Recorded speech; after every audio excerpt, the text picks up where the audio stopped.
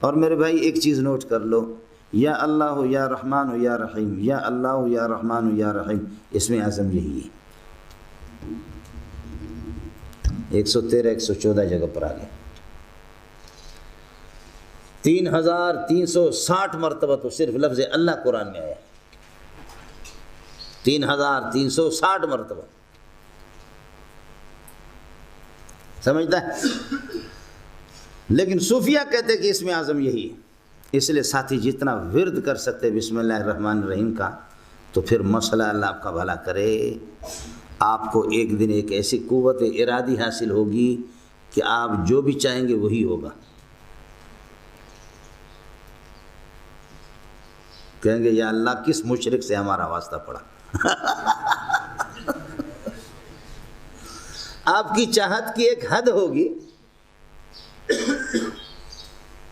سمجھتے ہیں؟ اس میں اعظم ہے، پھر مراتب ہوں گے جو ابھی آپ چاہیں گے۔ جب آپ کے پاس یہ قوت ارادی آ گئی، یہ قوت آپ کو حاصل ہو گئی، تو اس کے بعد آپ کرے کچھ بھی کرے۔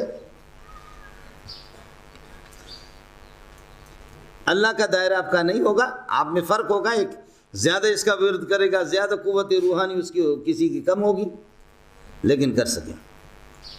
ایکم یاتینی بعرشہا قبل ان یاتونی مسلمین، کون اس کے تخت اٹھا کر کے میرے پاس لائے گا؟ قال عفریت من الجن انا آتیک بہ قبل ان تقوم من مقامک، تو ادھر بیٹھا ہے، کھڑے بھی نہیں ہوں گے، میں لے کر کے آ جاؤں گا۔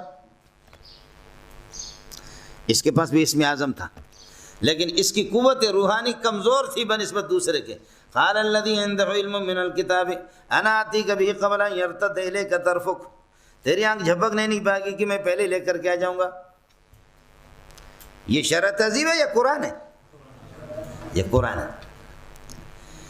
اس لیے اولیاء میں جو ہے نا، اس میں اعظم اگر کسی کو آتا بھی ہے اور کسی کے پاس ہے بھی، ان میں بھی مراتب ہے، اور انبیاء میں بھی مراتب ہے۔ تلک الرسل فضلنا بعضهم علی بعض،